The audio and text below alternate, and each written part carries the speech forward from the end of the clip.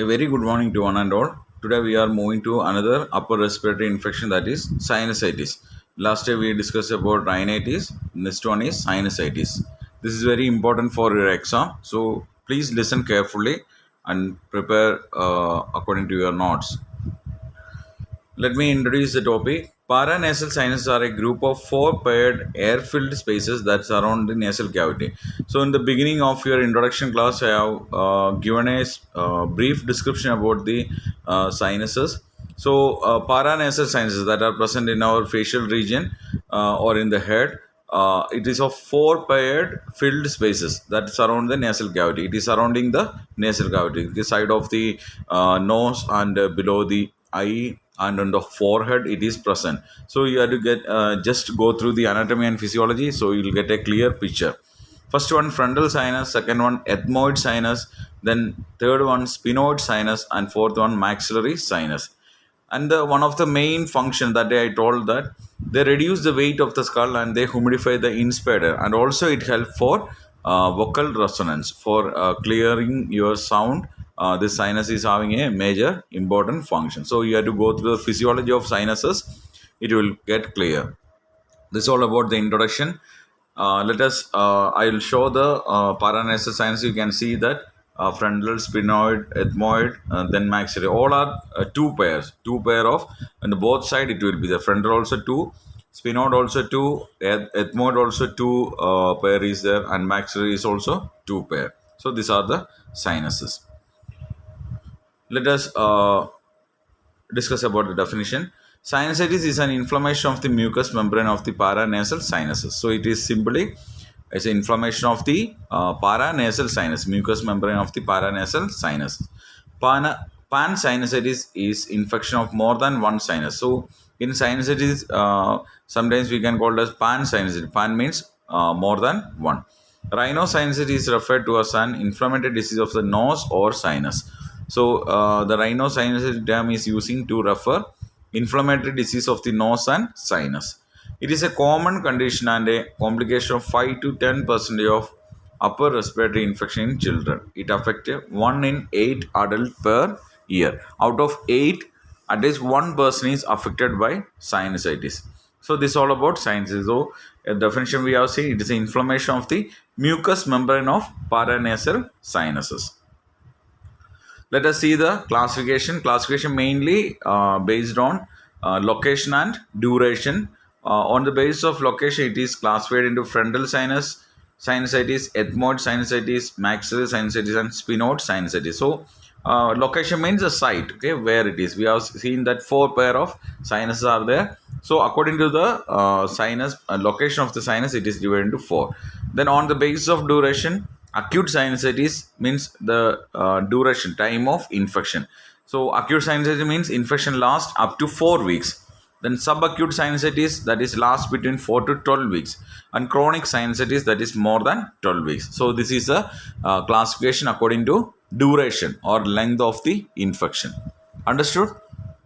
Let us see the risk factors. What are the risk factors? There is a mistake in that spelling. Risk factors, FACTORS. Okay. Upper respiratory infections such as common cold, nasal polyps, deviated nasal septum, dental infection, swimming. So this deviated nasal septum, it is a structural abnormality of the bridge of the nose. In the when you are reviewing the anatomy of the nose, you can see in a bridge. You can see that. So sometimes the bridge of the nose is getting deviated either to left side or right side, or it is depressing downward. So that what is happening? The proper passage will not be there. So that can lead to sinusitis. Then nasal polyp, small growth will be taking place in the mucosal membrane of the nasal tract, that can lead to sinusitis. Then dental infection, any dental infection, because it is an adjacent or the adjacent organ to the nose, so there may be a chance of spreading to the nose nasal region. Swimming, in swimming, what is happening when you are swimming in a contaminated water, especially in contaminated water, or sometimes in clean water also, there's a chance when you are diving or when you are diving down to the water, so that in the water will definitely the water will insert or it will enter into the nose and ear and all. So if it is enter into the nose, sometimes it can enter to the sinus also, and if it is properly, if it is not drain out from the sinus, can lead to sinusitis, because sinus is a normally it is a air filled space. Okay, clear with risk factors. Let us see the etiology. Viral infection, 90% of sinusitis is rhinovirus, coronavirus. Nowadays, we are hearing about coronavirus, and I think you people know that first of all, it is affecting the nasal membrane or nasal tract. It will be present in the nose. Then, afterwards, only it will be transported to the upper respiratory or lower respiratory tract. So, this viral infection, 90% of sinusitis belong to viral infection. It includes rhinovirus and coronavirus. Then bacteria, Streptococcus pneumonia and H. influenza. That are the bacteria which can lead to sinusitis. Then other reason is pollutant. Chemical or irritants may trigger the build of mucus. Pollutant means air pollution. It may be air pollution, chemical exposure, some gases, dust, sometimes smoke, which is coming from the kitchen or from while we are preparing the food and all, some kind of powders, okay, some paints, sometimes deodorants, okay, any kind of chemicals, okay, that can lead to, that will be act as a triggering for sinusitis. Then fungus are very rare, okay, very rarely it is affecting by fungus. Other than this one, smoking and intranasal cocaine, the person who are having the habit of smoking or using cocaine, okay, it's a drug, it's a pleasure drug. So if they are using through the nose, maybe you might seen in pictures or films and all, some people are taking drugs or powdered drugs through the nose, okay. So that time there is a chance of inhaling into the sinuses. Then tonsillar and adenoid hypertrophy, if the tonsil or adenoid is enlarged. Then pregnancy, hormonal changes with puberty. Pregnancy, what is happening? Pregnancy will not lead to sinusitis, but pregnancy can aggravate sinusitis. Okay, it can increase the triggering or increase the chances of sinusitis. Then iatrogenic factors such as mechanical ventilation, then nasogastric tubes, then nasal packing. So some iatrogenic factors are there. Sometimes it may lead to sinusitis like mechanical ventilation. Mechanical ventilation, nowadays you heard about ventilators. People, those who are suffering from severe corona diseases, are these people are putting in ventilators. That is a mechanical support artificial breathing. So we are people are keeping in a mission. So there is a tube is inserted through the nose or through the mouth, so that can lead to sinus formations. Then nasogastric tube, okay, Riles tubing for feeding purpose. Okay, you may study in first year nasogastric tube. The nasal packing, so after some surgery or if some bleeding is there, that time we are keeping a bandage inside the nose or inside the nose, that is called nasal packing. So these are the possible causes for sinusitis.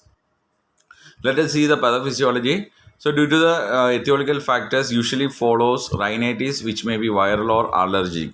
Okay, sometimes it is start from because of rhinitis. Rhinitis can lead to sinusitis. Either it will be viral or allergic.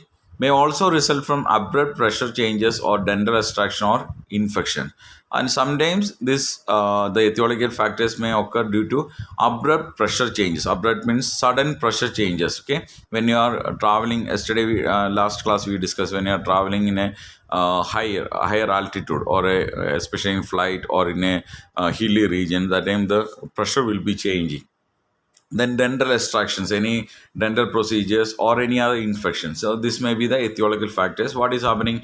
Inflammation and edema of mucous membranes lining the sinuses lead to obstruction of the sinus. So when there is a foreign body or a infection is coming in contact with your body, that time your body response is there, that is called inflammation. Okay, so when a foreign body or allergen is coming in contact to the nasal membrane, the nasal membrane or the nasal mucosa will start inflammatory response in the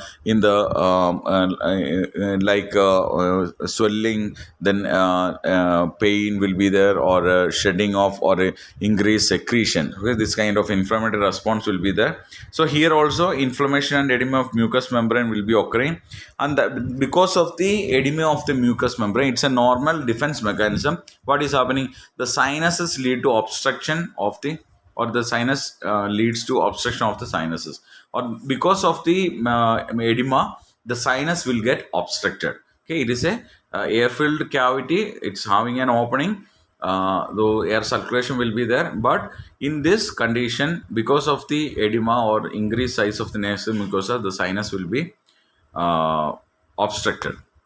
So what happening with the inflammation? The mucosal lining of the sinus produce mucor drainage. Okay, so then the mucosa. Then second stage of the inflammation is mucus produce or mucus produce production or drainage. So what that time this mucus will be, or this fluid will be come, and it will produce, and it will accumulate in the sinuses. Bacteria invade and pus accumulate inside the sinus cavity. So the we have seen that the mucous membrane is draining mucus, and that mucus will filled in the sinus cavity instead of the air. Fluid is filling in the sinus cavity, and this fluid will help for bacterial growth. If the sinus orifices are blocked by swollen mucosal lining, the pus cannot enter the nose and build up pressure inside the sinus cavity.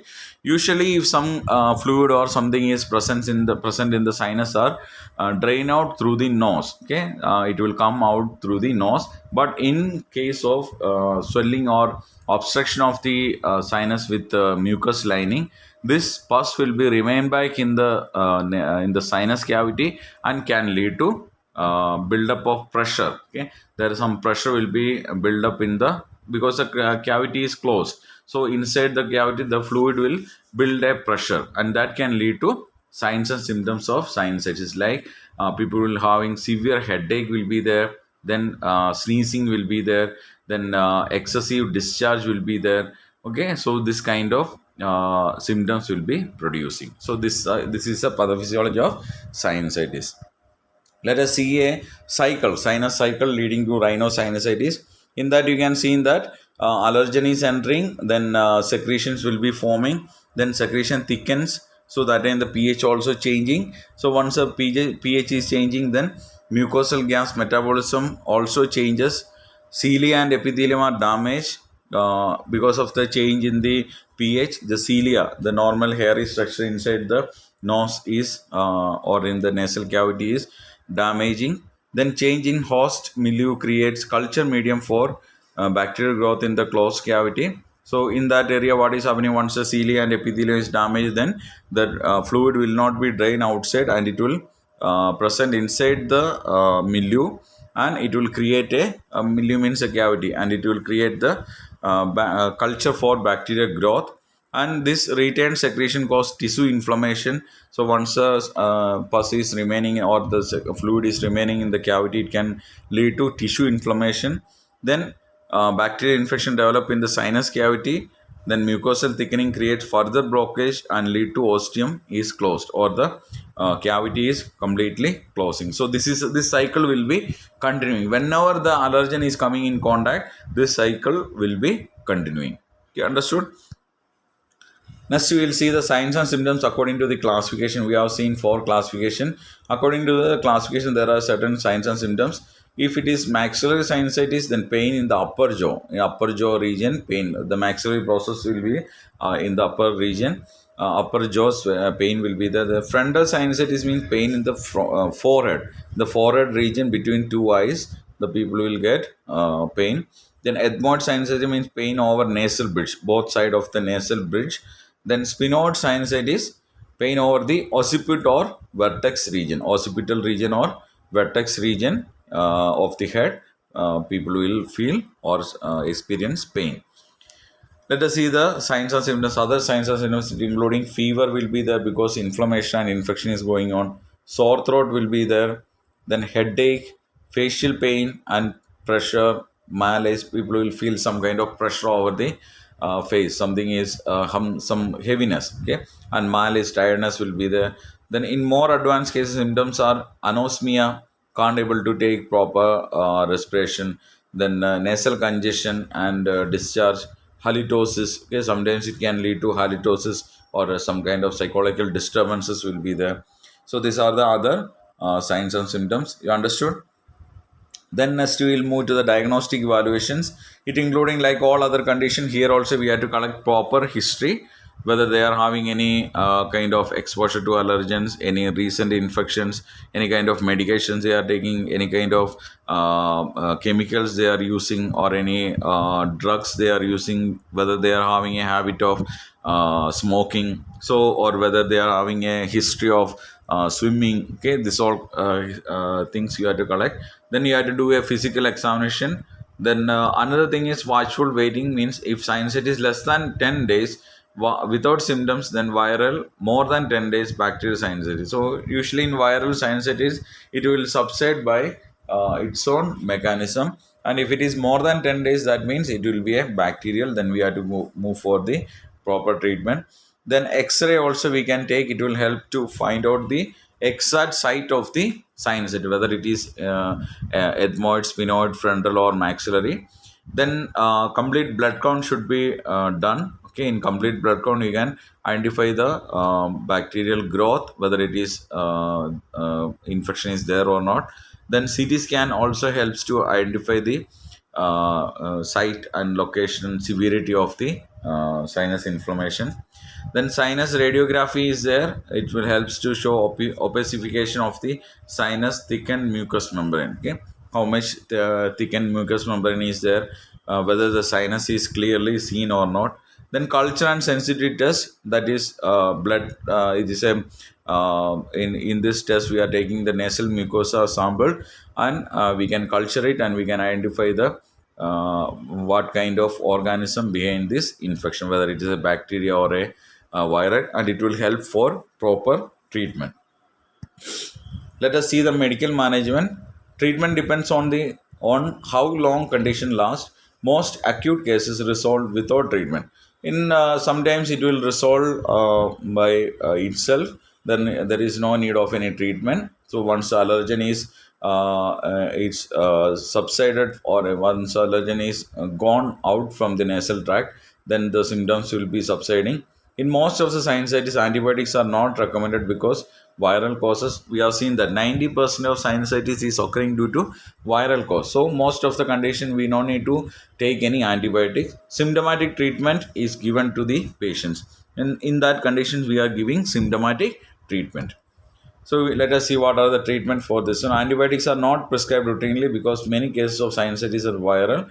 First line therapy at most centers is amoxicillin for 14 days. So we have seen that watchful waiting. So till 10 days we are waiting whether the sinusitis, if the sinusitis is of viral origin, then it will subside. If it is more than 10 days, then we have to go for antibiotic therapy. So first line drug we are using is amoxicillin, that is for 14 days. Then antibiotic therapy, that is amoxicillin 625 mg plus that is a dosage. In that amoxicillin and clavulanic acid is there. So that is antibiotic therapy we are giving for chronic sinusitis. So then we can give symptomatic treatment. If the fever is there, means antipyretics we can give. If any pain is there, analgesics, ibuprofen. Then next we are going for nasal decongestants. If they are having congestion on the nose, or they can't able to take the breathe properly, then xylometazoline nasal drop, or oxymetazoline, xylometazoline, or for example otrivin. It's a nasal decongestant. They are used to reduce nasal edema. Then we can give mucolytis. If mucus obstruction is there, then we can mucolytis help for dissolving or solving the obstructed mucus. Mucolytic agents such as guaifenesin and saline lavage used to decrease the duration of sinus infection. So it will helps to reduce the swelling of the mucous membrane. Then other than this one, oral alpha adrenergic vasoconstrictors, that is pseudoephedrine and phenylephrine, can be used for 10 to 14 days. In chronic condition or in bacterial sinusitis, doctor is advising this oral alpha adrenergic vasoconstrictors. Example pseudoephedrine and phenylephrine. These drugs allow the restoration of normal mucociliary function and drainage. So we have seen in the pathophysiology. So once the pH is changing inside the nasal mucosa, then the ciliary transportation, or the normal, it's a hairy like transportation, it helps to drain out the fluid. That is, the structure is present all over your body. Wherever fluid presence is there, so the cilia will destroy, and afterwards the fluid will not drain out. So once we are start giving oral alpha adrenergic vasoconstrictor, it will helps to restore the normal mucociliary function and drainage. So the normal drainage will restart. These are contraindicated in clients with cardiovascular disease and competitive athletes. So this medicine is contraindicated, or we should not give to people those are having cardiovascular disease, any cardiovascular disease, or people are attending some sports. Then these are the example decongestant PF or Sudafed. Then next one, corticosteroid nasal spray that is available in the pharmacy. These are used to reduce mucosal inflammations. Then other than this one, antihistamines, it will reduce the osteomeatal obstruction in clients with allergies and sinus. If the sinus is occurring due to sinusitis is occurring due to any allergies, then we can provide antihistamines. It will reduce the osteomeatal obstruction in clients with allergies and sinusitis. The next one, humidification, that we can do with the help of a vaporizer.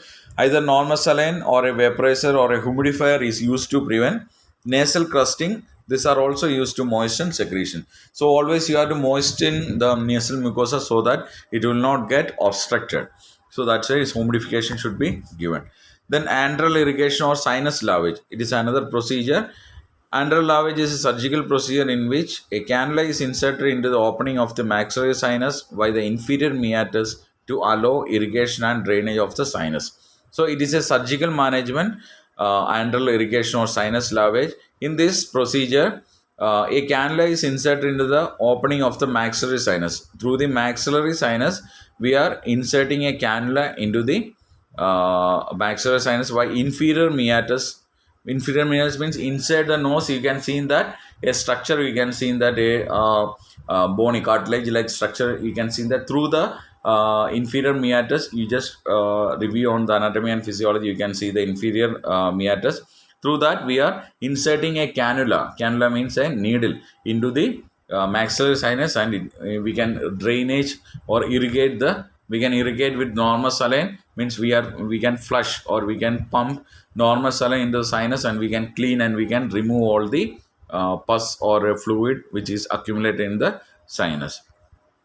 So that is comes under the surgical management. Then second one is functional endoscopic sinus surgery, the nasal androstomy, external ethmoidectomy, and Calvert-Luck procedure. These are the surgical management for sinusitis. I will explain one by one.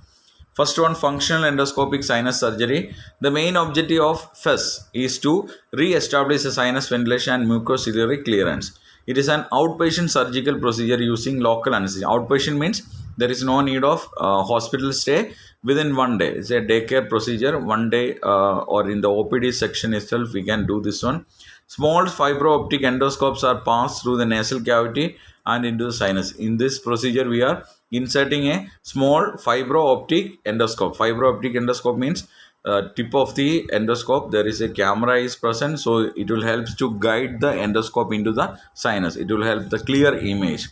It allows the direct visualization of the sinus in order to remove diseased tissue and to enlarge sinus ostia. So why we are doing this surgery? It is one of the advanced and currently doing procedure for sinusitis in severe condition. So in this one, it will help because it is a fiber optic endoscope. Camera will be there. It will helps to identify the or visualize the sinus, okay, the affected sinus, and also helps to remove the diseased tissue. Diseased tissue means that diseased mucous membrane that will be removing, and it will help to enlarge the sinus ostia. The sinus cavity will be enlarging, so more space will be created. So patient will relieve from the problem. Then possible complications include nasal bleeding, pain, scar formation. Sometimes nasal bleeding can occur after the procedure. Pain will be there and some scar formation will be there. After first, nasal packing may be inserted to minimize nasal bleeding. So in order to minimize the nasal bleeding, we can insert nasal packing that will help to minimize the nasal bleeding. Next, this is a picture of FES. You have to go through this slide. Then next we'll move to external sphenoethmoidectomy. This is also a surgical procedure to remove diseased mucosa from the sphenoidal or ethmoidal sinus. So this procedure we are doing for sphenoidal sinusitis and ethmoidal sinusitis. So in this procedure, they are removing the mucous membrane, diseased mucous membrane from the sphenoidal or ethmoidal sinus. A small incision is made over the ethmoidal sinus on the lateral nasal bridge and the diseased mucosa is removed. So lateral means side of the nasal bridge, they will make a small incision, and through the incision they are removing the diseased mucous membrane from the ethmoidal and sphenoidal sinus. Nasal and ethmoidal packing then inserted. Next one, nasal androstomy. We have seen that one in the beginning. Maxillary androstomy is a surgical procedure to enlarge the opening of the maxillary sinus. This allows for further surgical intervention within the maxillary sinus cavity as well as improved sinus drainage. So, nasal androstomy, we are inserting a cannula into the maxillary sinus to drain out the fluid. Then this is a procedure, nasal endoscopic sinus and nasal androstomy. You can see in the slides. Then Cardwell-Luck androstomy. That is also a procedure. Cardwell-Luck is a surgeon who discovered or invented or who started this procedure. Also known as radical androstomy. The other name of Cardwell-Luck androstomy is radical androstomy. It is an operation to remove irreversibly damaged mucosa of the maxillary sinus. So, if sometimes the mucous membrane will it will revert or it will coming back to the normal function, and in some cases it is not coming to normal function. In that condition we can call it irreversible. It is not coming back to the normal function. So in that condition we are using this particular surgery. In this surgery, the mainly we are doing in maxillary sinus, only for maxillary sinus. With this operation we can remove the damaged mucosa from the maxillary sinus. It is done when maxillary sinusitis is not cured by medication or other non-invasive techniques. So this is the last procedure we are doing in maxillary sinusitis. If it is not recovered or healed with the medication or other, because androstomy we are doing, so after doing this all procedure and medication, if it is not recovering, then we are going for Cardwell-Luck androstomy. Here completely we are removing the nasal mucosa. The approach is mainly from anterior wall of the maxillary bone. So through the anterior or front side of the maxillary bone, we can do the procedure. So it can be performed under local anesthesia or sedation or general anesthesia. Semilunar incision in buccal vestibule, then that inside the teeth, okay, above the teeth, mucoperiosteal flap raised. Opening is made in anterior wall of the maxillary sinus using chisel, gauge, or drill, and enlarge sufficiently using Roncase. These are the surgical articles we are using for this particular surgery: chisels, gauges, drills, and ronges. Underlining is curated and antrum debrided and irrigated. Okay, the underlining will be curating. It will be sealed because bleeding can occur. Then antrum is debribing. Okay, it is removing the tissue from the antrum region and irrigated. Okay, then we are cleaning. That is the thing we are doing. Iodoform ribbon gauze or nasal androstomy if required. Then we are keeping nasal packet. Closure done with 3.0 silk, that is a suture material. Three size silk. Okay, silk is a absorbable suture material, so that with the suture material we can close the opening. Then this is a thing we are doing. See the site of opening, the canine upper part of the canine or premolar region, we are making a opening. Then nursing management including warm compress applying the sinus area, increase fluid intake. You are always advise the patient to take more fluid. Educate the patient to avoid cold environment because sometimes cold can trigger sinusitis. Promote good oral hygiene because dental caries can lead to sinusitis. Avoid smoking and avoid blowing nose. When you are blowing the nose, that time try to avoid blowing the nose because when you are blowing the nose, the sinus cavity will opening and there's a chance of entering the mucosa into the sinus cavity, so it can lead to infections. Then other than this one, for the first 24 hours after sinus surgery, observe the client for nasal bleeding, respiratory distress, orbital and facial edema. This should be take care. Then explain the client to engage in minimal physical exercise, avoid strenuous activity. You have to advise them to engage in minimal physical activity. They can engage in minimal physical activity and avoid strenuous activity. Teach the client to sneeze only with the mouth open. When they are having the tendency to sneeze, they tell them to open the mouth and sneeze, so it will reduce the pressure.